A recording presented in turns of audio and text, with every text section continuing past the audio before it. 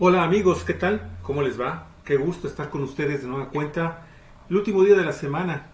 Estamos a viernes 12 de junio del año 2020 y los estamos saludando muy cordialmente desde la ciudad y puerto de Ensenada en Baja California, México.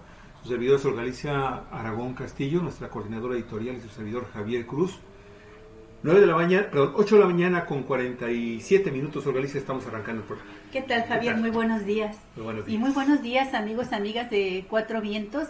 Vamos a tener una entrevista más tarde, también terminando el programa, con Juan Carlos, uno de los ejidatarios del ejido Adolfo Ruiz Cortines, que tiene mucho que decirnos sobre la contaminación del agua con el derrame de aguas negras. La segunda transmisión de Sí, así es. Eso será terminando este programa. Pero para empezar, vamos a darles a conocer el contenido del programa de hoy. La pandemia, ¿sí? Esta pandemia podría ocasionar un aumento del trabajo infantil en América Latina, Javier. Ok. Esto lo dice la Organización Internacional del Trabajo. Así es, y por otro lado, amigos y amigas, crean un modelo de células madres para estudiar el desarrollo humano, un embrión artificial. ¿Cómo la ven? Científicos israelíes ya están produciendo la electricidad con plantas, con vegetales. Pero por otro lado, fíjese, la pobreza extrema en el mundo va a rebasar los 1.000 millones de personas con el COVID-19. El desencanto del home office, trabajar a distancia, no es lo que todos esperaban. Y por otro lado, los legisladores de Estados Unidos están pidiendo a esta plataforma Zoom, que se ha popularizado tanto con el confinamiento en el mundo, está pidiendo que aclaren sus lazos con el gobierno de China, imagínese usted. No se puede ignorar el tema de las pensiones. El gobierno no busca quitarlas o meter miedo, lo aclara Andrés Manuel López Obrador ante los constantes rumores. Y mire, por otro lado, la Comisión Federal de Electricidad está madrugando a las empresas de energías renovables. Ya les subió casi el 800% los costos de transmisión. ¿Cómo la ve? También muy interesante.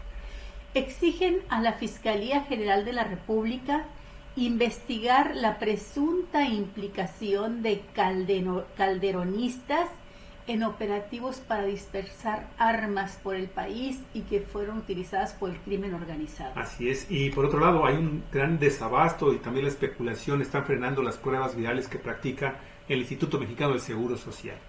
En el país no se espera un rebrote de COVID-19, dice el presidente López Obrador. Y por otro lado, mire, ya en notas del terruño, otra vez posponen la sesión del Congreso para dar el sí a la ley Bonilla. Se supone que se va a realizar dentro de unos 10 minutos.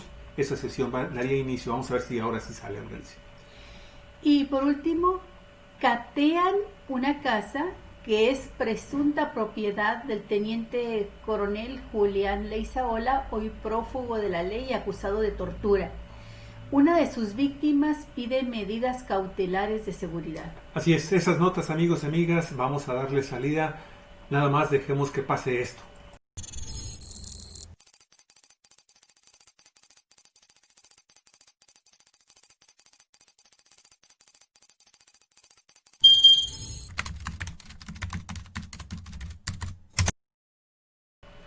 Bueno, Galicia, para empezar, qué nota, ¿no? Esta de las células madres para crear embriones artificiales. ¿Cómo ves? Embriones Así humanos. es, sí.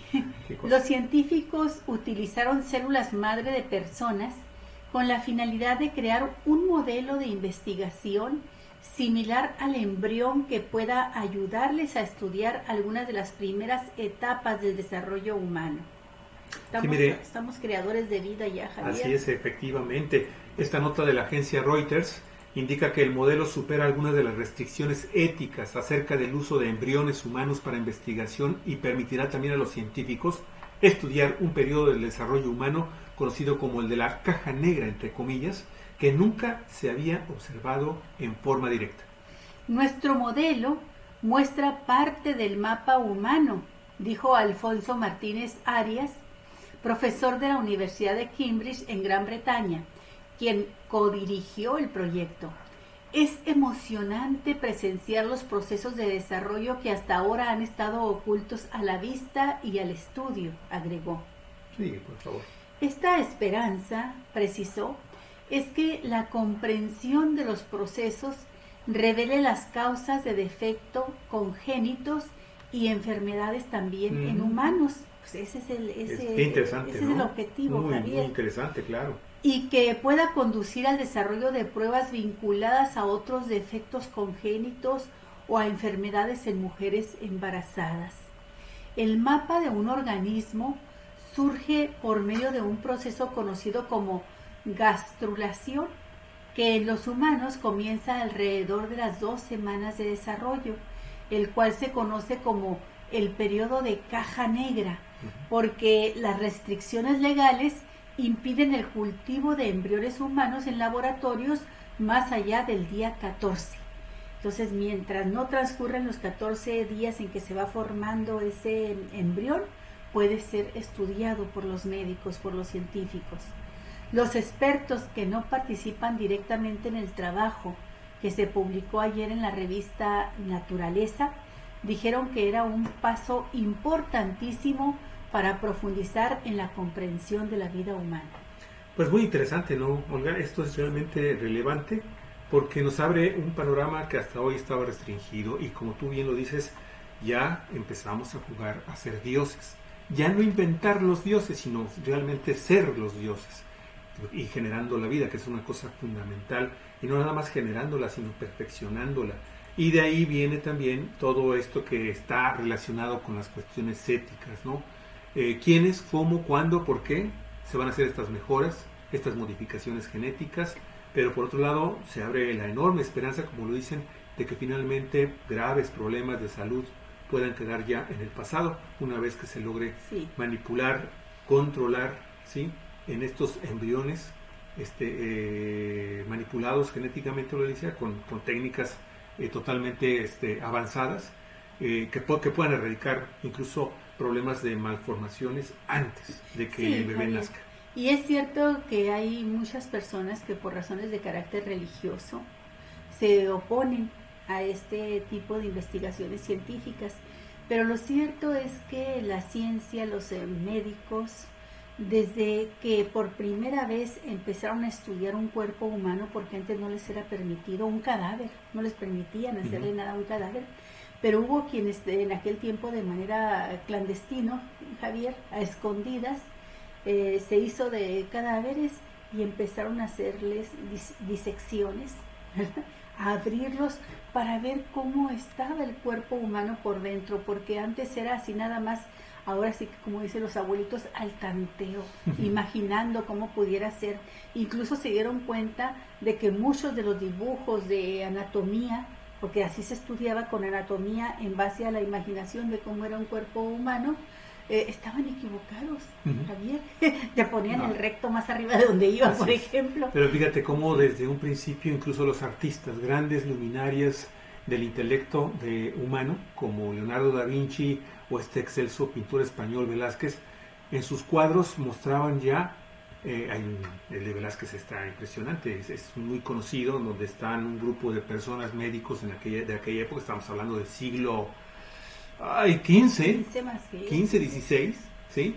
Viendo la apertura, lo que podría ser ahora una autopsia, cuerpo abierto. ¿sí? Un cuerpo abierto, y Leonardo da Vinci también con sus estudios de anatomía humana, que pues también empezaron a vislumbrar esto, que comenzamos ahora a verlo así como que, caray, ¿ya se puede? Sí, y ¿Qué entonces, panorama tan grande se nos abre? Sí, entonces se desarrolla la ética y también se desarrollan las leyes en función de la ética y de la ciencia, y se busca un equilibrio, pero la investigación científica siempre va más adelantado que las leyes, Javier. Y bueno, pues ahora ya se está estudiando sobre el embrión en sus primeros días de gestación, para detectar ahí las malformaciones genéticas y otras enfermedades que padecemos los seres humanos. Pues enhorabuena por la apertura de la caja negra. Así es. Bien, Olga, también las notas internacionales nos traen cosas muy interesantes. Vamos a ellas, primero esto. Con información internacional a los 4 vientos, entérese. ¿Qué pasa en el mundo? ¿Y qué te parece esto de las plantas, Muy interesante, Javier, también. Científicos de la Universidad de Tel Aviv consiguieron, después de 3 años de investigación, producir electricidad a partir de plantas lo que demuestra que estas pueden ser una fuente de energía limpia. Este estudio fue publicado por la revista científica británica Ciencias Energéticas y Ambientales y estuvo dirigido por el profesor Yiftash Jacobi, director del Laboratorio de Energías Renovables de la Facultad de Ciencias de la Vida de la Universidad de Tel Aviv, en colaboración con el profesor Kevin Redding de la Universidad de Arizona. El estudio demuestra que las plantas tienen capacidad de producción eléctrica particularmente eficaz, basada en el proceso de fotosíntesis. Según Jacobi, todas las plantas verdes, hojas, hierba o algas contienen verdaderos paneles solares y pueden transformar un rayo de luz en una corriente de electrones.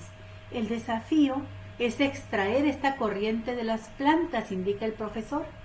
Para hacer funcionar un aparato eléctrico, un foquito que queremos encender en casa, simplemente conéctelo a un tomacorriente. En el caso de una planta, aún no sabremos dónde enchufarlo. Hemos buscado un nanoenchufe, un enchufe pequeñísimo, eso quiere decir nanoenchufe, microscópico prácticamente, trabajando con microalgas, a las cuales hemos inyectado una enzima que produce hidrógeno con la ayuda de un bioreactor, explicó el científico. Las microalgas desarrollan células que contenían la nueva enzima y los investigadores concluyeron en que también producían electricidad. El profesor Jacobi afirmó estar convencido de que será una nueva era para la agricultura, que después de haber alimentado a los humanos durante milenios, podrá utilizarse para producir energía. Pensábamos que había un potencial, pero no sabíamos si funcionaría, y lo hizo, tras casi 6 años de trabajo, señaló el científico. Consideramos que muchas cosas que podrán hacerse gracias a los resultados de nuestra investigación serán de gran beneficio para la humanidad, puesto que a largo plazo, dijo este científico, reducirá la contaminación en los sectores del transporte y la industria pesada, por ejemplo, pero en su opinión este proceso tomará entre 10 y 20 años para lograrse, Javier. Ya lo verán nuestros nietos. Sí, y quizá nosotros así con unos lentecitos muy especiales. Muy, ¿no? Muy impresionante. Y esto, la verdad es que abre otro portal también hacia el tipo de energías renovables, ¿no? Porque ya sabemos. Ya se está produciendo, ¿no, Javier? Sí, con muchas plantas. Sí, de hecho ya existen algunos avances. Sí. El asunto es que esto, imagínate que se llegara a masificar. El gran problema de esto, el gran hándicap es la deforestación y la erosión constante de la tierra en donde están vigentes las plantas, el reino vegetal. Y eso, Galicia, mientras no entendamos que necesitamos que cambiar nuestra forma de producir, nuestra forma de relacionarnos con la naturaleza, de respetarla, pues la verdad es que fuentes alternas tan interesantes como estos los vegetales, pues van a tener posibilidades todavía así, cuando menos escépticas, ¿no? Sí. De que no sabemos si finalmente los humanos seamos capaces de reflexionar sobre la importancia de conservar estos recursos, ¿sí? Para poder generar electricidad. Qué bárbaro, qué cosa. Bueno, ya hace unos días hablábamos de cómo se está se está depredando la selva amazónica, porque pues quienes producen energía limpia, entre comillas, Javier, están deforestando, quitando los árboles, toda la vegetación selvática para cultivar ahí soya, porque la soya ya se está haciendo energía. Así es. Bueno, y mientras que dicen estos científicos que la agricultura ya va a servir para algo más que para quitarle el hambre a la humanidad, también para generar energía eléctrica, pues lo cierto es que la pobreza en el mundo y la pobreza extrema, que es aquella que lleva a los seres humanos a no tener los recursos suficientes para alimentarse cada día, pues avanza. avanza.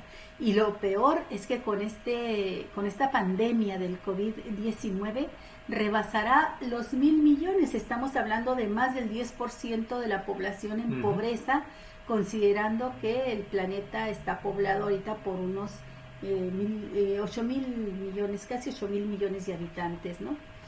El número de personas en pobreza a nivel mundial se encamina a rebasar una vez más los 1,000 millones como resultado de la pandemia del coronavirus, que ha reducido el ingreso del total de las personas más pobres del mundo en unos 500 millones de dólares diarios, según 500 millones de dólares diarios para 1,000 millones de personas. Estamos hablando de $2 por persona, según un estudio publicado este viernes, y para muchos $2 diarios, Javier, todavía significa mucho. Qué triste, ¿no? Estamos hablando de 44 pesos, algo así.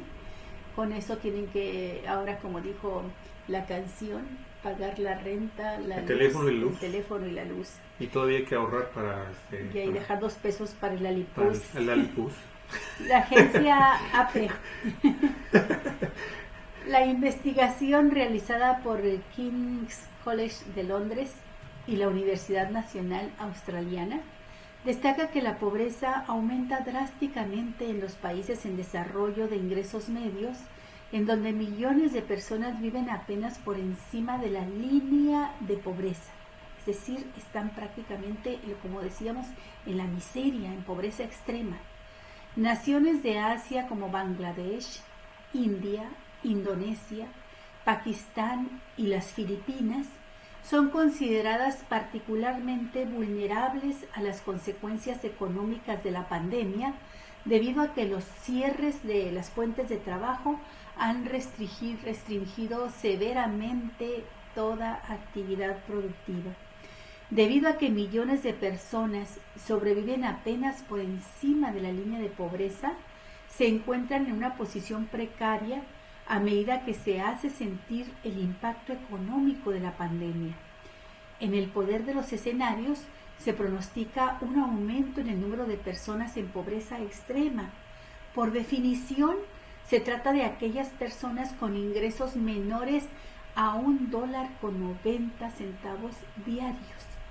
De 700 millones a 1,800 millones de personas, según el reporte que fue publicado por el Instituto Mundial para la Investigación Económica de Desarrollo de las Universidades de las Naciones Unidas, crecerá esta población en pobreza, de 700 a 1,100 millones de personas.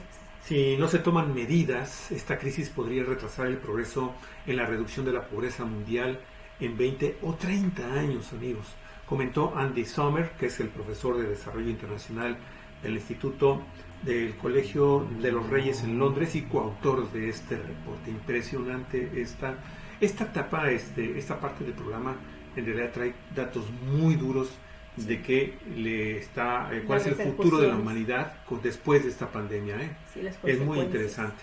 Y por otro lado también este anuncio que hizo hoy la Organización Internacional del Trabajo, Galicia, que trae la agencia de noticias Europa Press. La Organización Internacional del Trabajo, la OIT, advirtió que la crisis provocada por la pandemia mundial del coronavirus podría provocar un aumento del trabajo infantil en América Latina y en el Caribe.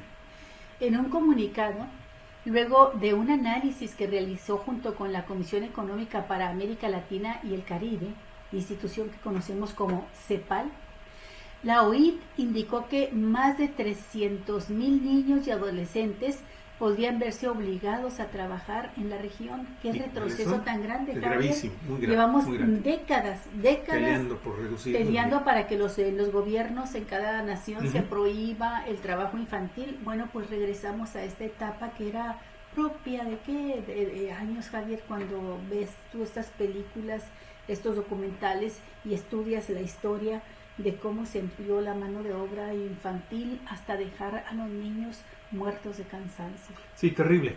Mire, ¿cuáles son las causas de este regreso del jornal infantil, amigos y amigas, entre las capas sociales menos favorecidas? Mire, la desaceleración en la producción, el desempleo, la baja cobertura de la protección social, la falta de acceso a seguridad social, el cierre de escuelas y los mayores niveles de pobreza son las condiciones que favorecen el aumento del trabajo infantil, destaca este comunicado. Y cuando leo esto, aparte, se das de cuenta que estoy viendo una radiografía de México, del neoliberalismo, sí, del sistema neoliberal. Así es, de los daños que hizo que ha provocado al mundo, este sistema. 30, 40 años de neoliberalismo. Así, tanto la CEPAL como la OIT señalaron que los indicadores de trabajo infantil peligroso podrían incrementarse significativamente si no se implementan medidas y estrategias para reducir el impacto. Mire, el análisis, que en un principio abarcaba solamente a México, Perú y Costa Rica, y que se basa en los resultados del modelo de identificación del riesgo de trabajo infantil, conocido como MIRTI, y que desarrollan actualmente la CEPAL y la OIT, permitió estimar que el trabajo infantil podría aumentar entre 1 y 3 puntos porcentuales en la región.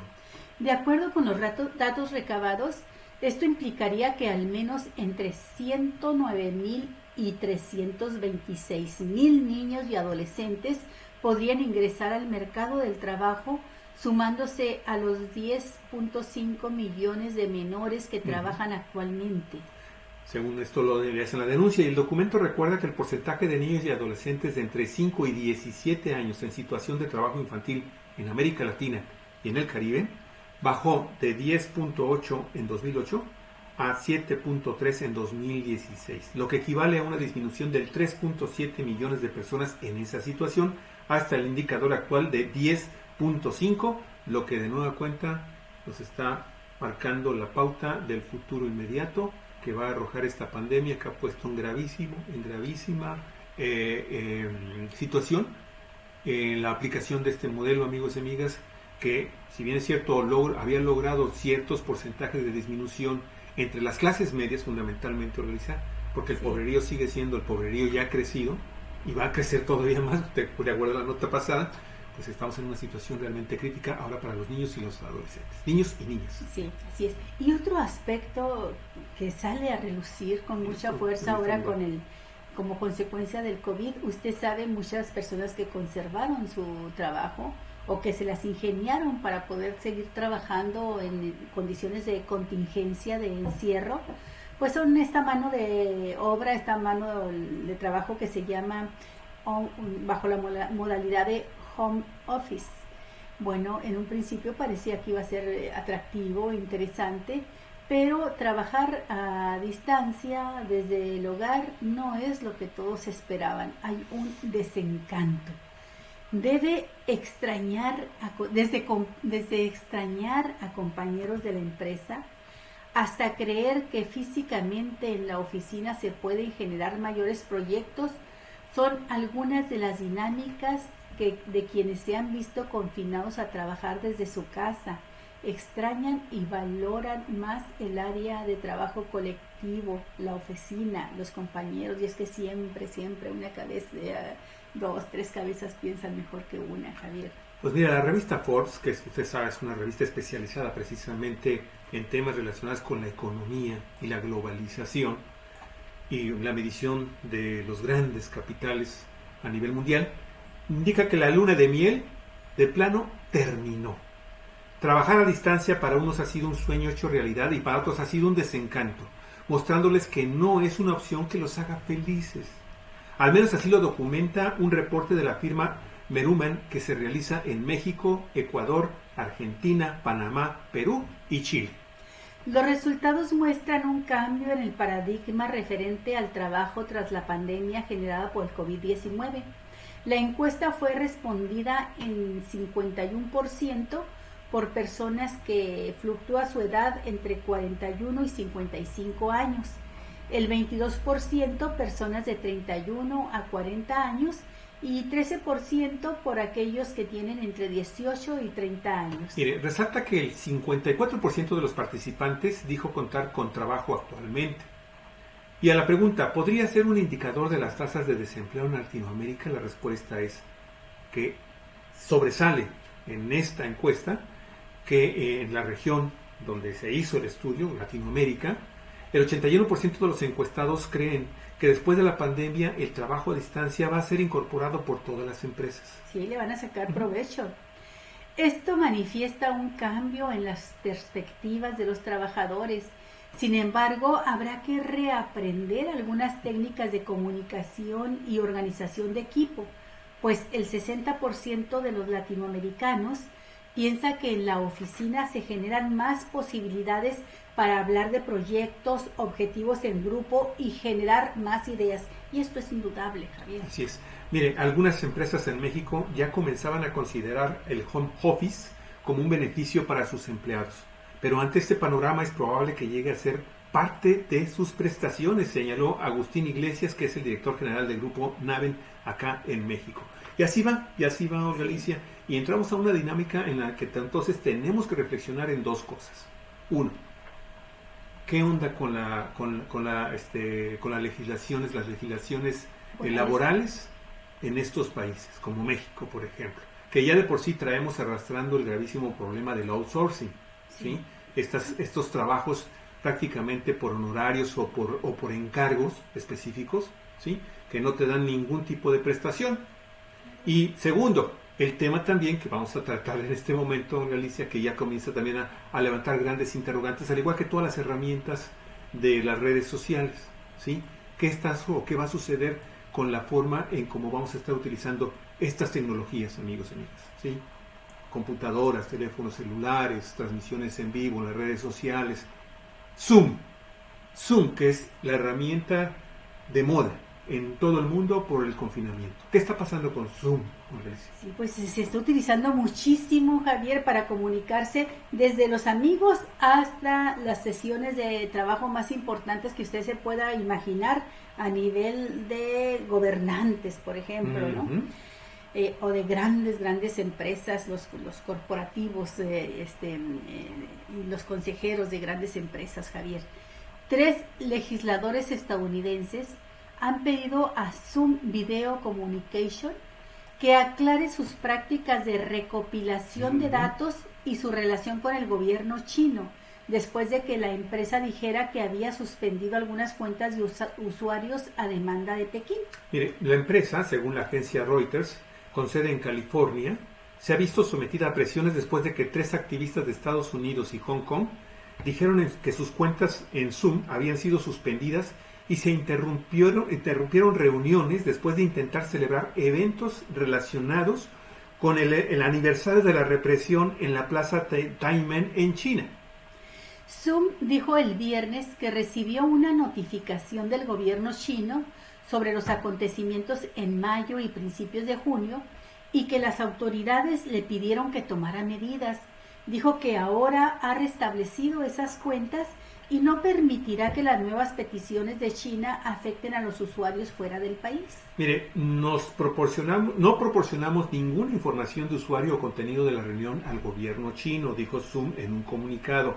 No tenemos una puerta trasera que permita a alguien entrar en una reunión sin ser visible. La plataforma de reuniones en Internet, que ha aumentado su popularidad por los confinamientos para contener la pandemia de COVID-19, ha experimentado un aluvión de descargas en China. Pero no nada más en China, es en todo el planeta, amigos. En todo el planeta. Esta es una plataforma que nosotros de hecho estamos intentando ponerlo a servicio de Cuatro Vientos, ¿no? Y de ustedes, de la comunidad. Esperamos que no nos vaya a reprimir el gobierno de China, Javier, que no nos vaya a censurar, pero queremos ya empezar a experimentar con esta plataforma. Ayer nada menos se estaba dando por ahí un pequeño debate entre 3 amigos, Javier, que a mí me parecía sumamente interesante porque los 3 han sido defensores de los derechos humanos, lo son, y forman parte incluso de la misma organización. Y el doctor Álvaro de la Chica escribió un artículo donde él se opone, ¿verdad?, a la intención de la titular de la Comisión Nacional de Derechos Humanos, Rosario Piedra, de darle dientes. Bueno, de hacerla lo que vinculante. pasa es que Álvaro ubicó todo su artículo Ajá. en el hecho de que la titular en algún momento habló de que la Comisión Nacional de Derechos Humanos debía ser la Procuraduría de los Pobres. Y entonces por ahí se fue y se burló, hizo mofa y hasta fue, según opinión de Raúl Ramírez Baena, ofensivo. Y Raúl Ramírez Baena, que es muy amigo de Álvaro, le dice, no, te equivocas. Dice, lo que se está proponiendo por parte de la Comisión Nacional de Derechos Humanos, hay que recordar que Raúl Ramírez Baena es el titular de esta institución, el representante de esta institución en Baja California. Dice, lo que se está proponiendo es darle dientes, que tenga carácter vinculatorio las decisiones, y dice, no es algo que se le ocurra a Rosario Piedra, es algo que se ha venido pidiendo por parte de los derechos humanistas desde hace décadas. Sí, muchos años. Bueno, y interviene entonces Daniel Solorio. Que es amigazo de Raúl Ramírez. Y dice, pues yo no estoy de acuerdo ni con eso. Con que se den dientes a esta comisión y sean vinculatorias sus decisiones, porque va a traer una luz de demandas, de amparos, y no se la va a acabar la Comisión Nacional de Derechos Humanos peleando esta situación. Ya no tuve tiempo porque esto empezó de noche, no sé qué terminó esta novela, pero les digo, amigos, de verdad se me hace agua la boca, porque son tres personas con capacidad para hacer un debate de altura. No de denostaciones, de insultos o de intereses políticos personales de sacar adelante a un candidato o ser ellos los candidatos, sino que traen, aunque yo te iba a comentar una cosa, precisamente, pero hay que demarcarlo muy bien, porque amigas y amigos, ustedes de seguro conocen el personal, o por sus opiniones y sus intervenciones y su trabajo universitario y en defensa de la Universidad Autónoma de Baja California, al profesor y maestro en Derecho Constitucional Daniel Solorio Ramírez. Y Daniel, que pública y abiertamente ha dicho que pertenece al partido Morena, pues como pusiste perfectamente bien ahí en nuestro portal en Cuatro Vientos en Facebook, le lanzó un torito, un torito, es un señor toro de Lidia, búfalo, que le aventó un búfalo efectivamente, y de los del antropoceno, los que se acabaron los humanoides allá hace 15.000, 12.000 años atrás.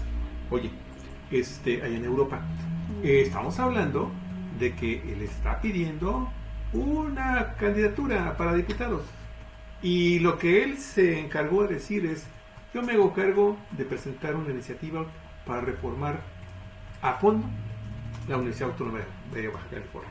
Y bueno, conociendo los antecedentes de Daniel, caray, uno quisiera que ese tipo de personajes fueran impulsados por los partidos políticos. Pero Daniel, no te preocupes, si no te hacen caso en Morena a Baja California, pues vamos buscando la forma de que te conviertas en candidato independiente, ¿no? Arrasa, Daniel, pero arrasa porque tiene mucha raza. Si se va a Mexicali, capaz de que me voy a vivir a Mexicali con tal de sacar allá mi credencial de elector. Nos vamos a vivir a Mexicali para votar por Daniel. Bueno, por Daniel y un último comentario con lo de Zoom. Fíjate que esa propuesta, que está muy interesante, vamos a tratar de explorarla para la próxima semana, pero es tan frecuente el uso de esta herramienta, Alicia, que entre ayer y hoy hemos recibido como 5 o 6 invitaciones para participar en conversaciones, en conferencias de prensa digitales a través de Zoom. La última se va a desarrollar es el Sindicato Nacional de Trabajadores del INAH, que tú sabes que trae una bronca muy fuerte con relación al recorte de su presupuesto a nivel nacional, y nos invitaron para estar presente en una conferencia que van a dar el próximo martes 16 de junio en la Ciudad de México. Es la última. Ayer, Congreso del Estado, partidos políticos, empresarios, masivamente lanzando mensajes a través de Zoom. Sí, bueno. Y próximamente Cuatro Vientos. Así es. Oye, vamos a la siguiente información. Las pensiones. Usted sabe que esto de la pensión de los jubilados y pensionados por cualquier razón, de los trabajadores, pues, que tenemos que buscar de qué vamos a vivir en el futuro después de haber trabajado toda una vida y estar cotizando en el seguro social o donde sea. Bueno, pues tenemos preocupación con nuestras pensiones. Ajá. Y el presidente Andrés Manuel López Obrador dijo por enésima vez que su gobierno no puede darle la espalda al tema relacionado con la jubilación y las pensiones, pese a que su administración no tendrá el impacto de las modificaciones al sistema para el retiro. Así es, amigos y amigas, debe ser nada más nuestro banner de nacionales y regresamos con la continuación de esta información. Con información nacional a los cuatro vientos, entérese. ¿Qué pasa en el país? Sí, amigos, pues esta realmente está provocando unas reacciones a nivel nacional muy interesantes. ¿Qué dijo el presidente Andrés Manuel López Obrador en su conferencia matutina del día de hoy? No podemos dar la espalda a este asunto, aun cuando a nosotros no nos va a afectar, porque va a empezar a ocurrir a partir del 2024 y en menor proporción, pero en el sexenio próximo y el que sigue van a tener un problema gravísimo, dijo. El mandatario mexicano urgió a resolver el tema de las afores porque en caso de no abordarlo, las personas recibirán menos de la mitad de su salario para enfrentar la jubilación, si de por sí los salarios están, válgame la expresión, jodidos, la inmensa mayoría. Expresó López Obrador que es un problema que causa molestia en algunos sectores de la población, que genera un estallido. Sin embargo, destacó que la propuesta de su administración no es desaparecer el sistema o cambiar por completo las reglas y con ello impactar a las administradoras de fondos. No es así, no era para meter miedo o crear incertidumbre. De una pregunta que me hicieron que contesté así, al día siguiente, vi la nota, cambian las reglas y empiezan a preguntar y todos en contra, aseguró. Pero es que el martes, amigos y amigas, el presidente anunció que impulsará modificaciones al sistema de pensiones antes de que acabe su administración para evitar que los trabajadores reciban la mitad de su salario. El sistema de pensiones fue impuesto, recordó, por organismos internacionales sin pensar en las consecuencias, aseguró el mandatario. Y sin que nos preguntaran a nadie, absolutamente a nadie, ahora que quieren que todas las decisiones, hasta las horas en que cada funcionario va al baño, se discutan con la sociedad. Bueno, a nadie nos preguntaron y vaya que nos vinieron a torcer bien gacho con esto de la privatización de nuestros ahorros para el retiro, ¿no?, de las pensiones. Y en otra nota, estoy apurada, Javier, porque ya está llegando la hora en que nos comprometimos a hablarle a Juan Carlos. Sí. La Comisión Federal de Electricidad madruga a empresas de energía renovable. Esta nota está interesantísima. Le sube casi 800% los costos de transmisión. La CFE les transmite, ¿verdad?, el fluido eléctrico, sí, para la distribución y los insumos con los que ellos trabajan. Pues miren, el portal, sin embargo, menciona que se incrementó hasta en un 775% la tarifa para transmisión de energías renovables producidas por plantas privadas construidas antes de la reforma energética, ¿eh? Sí. Las nuevas tarifas surgen luego de que el pasado 28 de mayo la Comisión Reguladora de Energía aprobara por unanimidad el incremento para las centrales de generación de energías renovables o cogeneración eficiente. Mira, hasta el día de ayer la CFE publicó la modificación tarifaria en el Diario Oficial de la Federación sin precisar la fecha en que esta va a entrar en vigor.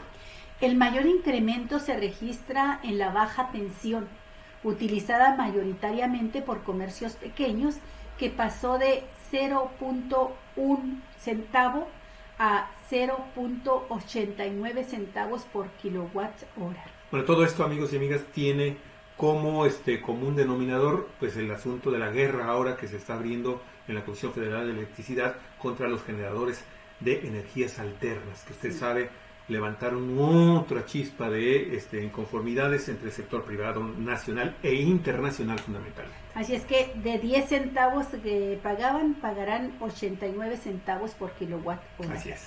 Bueno, y Mathieu Torlier de la agencia APRO, una nueva denuncia interpuesta ante la Fiscalía General de la República ayer exige a la dependencia que investigue con base en evidencias publicadas en los Estados Unidos sobre la participación de funcionarios del gobierno de Felipe Calderón, ¿sí?, en los operativos Traficante de Armas, Receptor Abierto y Rápido y Furioso. Sí, creíamos que era nada más un operativo Rápido y Furioso, no, son tres operativos que consistieron en dispersar, óigalo usted, dispersar armas de fuego en México y alimentaron la imparable ola de violencia que sigue arrasando hoy. También recordó el fiscal que una de estas armas incluso estaba en manos de Joaquín El Chapo Guzmán Loera cuando fue detenido en enero de 2015, Javier. Así es, bueno amigos, ¿quiénes están presentando esta denuncia? Mire, Iniciativa Desarma México, Asociación Civil. También está los que están siendo acusados, la participación de la Procuraduría General de la República a cargo de Eduardo Medina Mora, Genaro García Luna, Arturo Chávez, Marisela Morales Ibáñez, la Secretaría de Seguridad dirigida por Genaro García y la Subprocuraduría de Investigación Especializada en Delincuencia Organizada en estos fracasos operativos. Los fracasos que tuvo.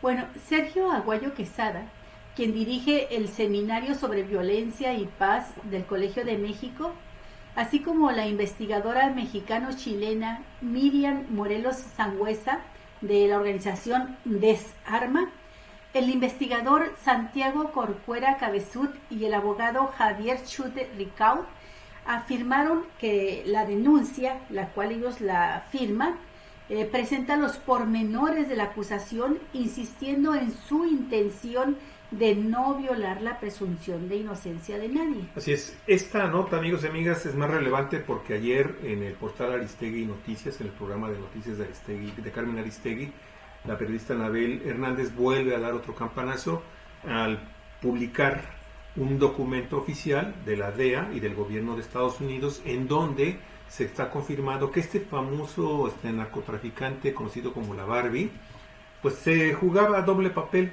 Sí, era agente de la DEA y también pues, le daba servicios a los cárteles de la droga acá en México, fundamentalmente al Pacífico y al cártel de Juárez, y ahí estuvo operando y pues entonces obtenía información de primera mano, ¿sí? Se la pasaba a la DEA, pero también fue un testigo importante en presuntos actitudes de corrupción en las que incurrieron algunos funcionarios federales que podrían estar vinculados con esto que están pidiendo estas cuatro organizaciones de la sociedad civil en México. Sí, Edgar Valdés Villarreal, la Barbie, fue una revelación muy, muy interesante, descubierta por esta periodista Javier, Anabel Hernández, donde confirma con documentos oficiales ya de Estados Unidos que habían estado clasificados durante 2 años, que es decir, sellados, sin posibilidades de que se dieran a conocer a la opinión pública, de que la Barbie, al mismo tiempo que era uno de los narcotraficantes más sanguinarios en México, era agente de la DEA y le pasó información sobre gravísimos casos de corrupción en el gobierno de Felipe Calderón. Se lo pasó al gobierno estadounidense, a la DEA, y entre esa información pues iba la entrega de sobornos millonarios a gente, pues a Genaro García Luna, que está detenido, y la afirmación con datos, porque no pueden mentirles los agentes de la DEA a sus superiores, a quienes informan, Javier, con datos de que el mismísimo Calderón presidió reuniones con líderes de diferentes capos de diferentes cárteles de la droga en México para negociar con ellos, y que uno de los problemas que tuvo él con el presidente fue que él se negó a formar parte pues de ese pacto de acuerdos con Calderón. Es por demás interesante todas estas revelaciones que van a repercutir sin duda directamente en el juicio que se sigue, el proceso que se sigue a Genaro García Luna, pero que, como dice Anabel Hernández, deben estar temblando, ¿verdad?, hechos pipí y popó, muchos funcionarios militares, gente de alta jerarquía en México, porque tuvo información de primerísimo nivel la Barbie. Y Javier, pues por eso dice hoy Fabricio Mejía en el programa con Aristegui que no se explica por qué con tanta libertad y como si nada, casi como si anduviera tan fresco como una lechuga, aparece un día sí y otro también Felipe Calderón impulsando su partido México Libre, listo para encabezar o formar parte de los liderazgos de la oposición en el 2021. Pues yo, mira, como Chinito hasta Nobel, no Cleel. cuando yo observe que la Fiscalía General de la República ya haga los primeros pasos de carácter ya penal judicial, ¿sí?, ordenando ya la detención de algunos de estos personajes, pues entonces ya me lo voy a creer que realmente vamos en serio en el tema de la corrupción, combate a la corrupción aquí en este país. Bueno, rapidísimamente, el Seguro Social está diciendo que tiene graves problemas para realizar sus pruebas para diagnosticar COVID-19 porque hay carencia muy grave de insumos químicos y la especulación de empresas productoras en el mercado internacional, según Mauricio Hernández Ávila, que es el director de prestaciones económicas y sociales del Seguro Social. Y por otro lado, el periódico La Jornada, que es el autor de la nota esta que acabo de leer, sí, pues también hoy Andrés Manuel López Obrador dijo que, contrario a lo que está diciendo la Organización Mundial de la Salud, en México dice, sí, en México no se espera un rebote del coronavirus, al contrario, ya vamos para abajo. Híjole, pues ojalá tenga razón Javier, pero es todo lo contrario a lo que ha sucedido ya también en otros países, los rebrotes de coronavirus, que son menos fuertes hasta ahorita que la primera aparición de la epidemia en sus países, pero yo no veo por qué México vaya a ser excepción. Bueno, pues el presidente dijo que en el Valle de México ya hay disminución de casos nuevos y por tanto se apoya la propuesta del gobierno local para empezar a abrir las actividades económicas y otros sitios públicos poco a poco, tal como ocurre en otras 7 entidades. Es decir, vamos saliendo poco a poco, dijo. Gracias. Y bueno, amigos, vamos a las últimas notas del programa. El día de hoy vamos al terruño. Con noticias locales y regionales a los 4 vientos, entérese. ¿Qué pasa en el terruño? Bueno, Olga, ¿qué te parece? ¿Cero y van 2? Cero y van 2. La mesa directiva de la 23 legislatura del Congreso local canceló una vez más, de forma continua, la sesión extraordinaria del Pleno del Congreso, programada para este 11 de junio a las 5 de la tarde, a través de la plataforma Zoom.